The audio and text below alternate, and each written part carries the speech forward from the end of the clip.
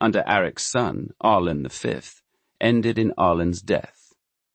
Arlen V's successor was his young son Argilac, later known as Argilac the Arrogant, who would be the last of the Storm Kings.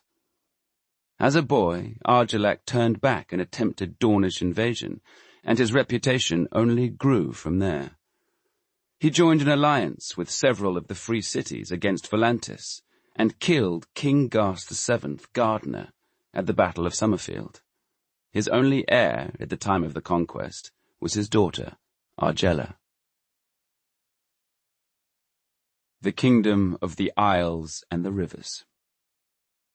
Although the histories of Westeros seem certain that the Iron Islands were settled by the first men, the priests of the drowned god on the Iron Islands claim that the Ironborn are a people apart, created in the image of their god. Whatever the truth, the Iron Islands have a long history of maritime activity, fishing the rich waters, trading tin and iron ore, and sending reavers and pirates to pillage and make war on the Greenlands. The archipelago contains 31 islands, of which there are 7 major inhabited ones. Legends claim that the Grey King ruled the isles in the Age of Heroes, but any details of his reign are lost to the mists of time. What is more certain is that each isle had a Salt King and a Rock King, each elected to these offices, until the priest Gallon Whitestaff convinced the Ironborn to unify by electing a High King at the first ever King's Moot.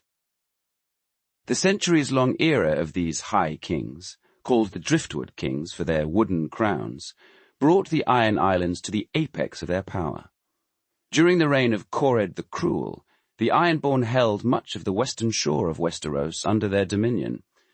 These gains were slowly lost, however, especially after Euron Greyiron and his supporters slaughtered his rivals at the last King's Moot, establishing the first hereditary High Kingship.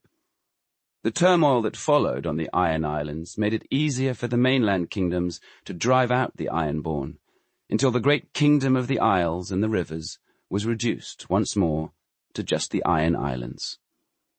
It would take centuries, and House Hoare succeeding the Grey Irons as kings, for the Ironborn to begin to reclaim their lost ground in the Riverlands. Most notably, King Harwin Hoare, known as Hardhand, launched an invasion of the Riverlands, driving out the Storm Kings, who then controlled the Trident.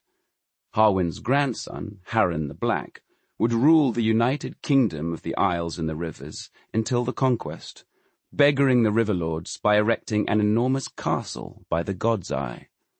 This castle, Harrenhal, took 40 years to complete, and the histories say that the massive fortress was finished on the very day that Aegon Targaryen and his sisters set foot on Westeros at the start of the conquest. The Reach.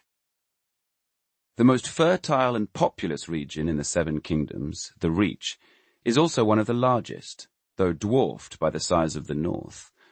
It dominates the southwestern portion of the continent, bordered by the foothills of the Westerlands to its north, the Red Mountains of Dorne to the south, and the marches of the Stormlands to the east.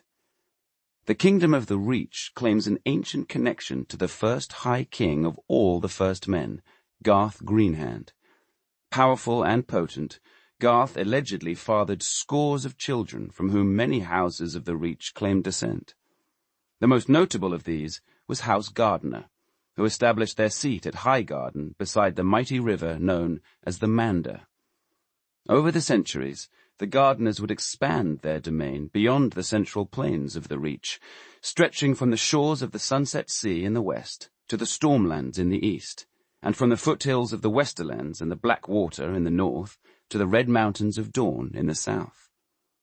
The Gardener kings ruled their green realm for millennia, weathering the arrival of the Andals by adopting their ways and making the Reach the birthplace of chivalry and knighthood in Westeros. Mern IX was the latest in a long line of kings, and one queen, to rule the Reach when the Targaryens first appeared in Westeros. The future of House Gardener seemed secure against this latest invasion, however,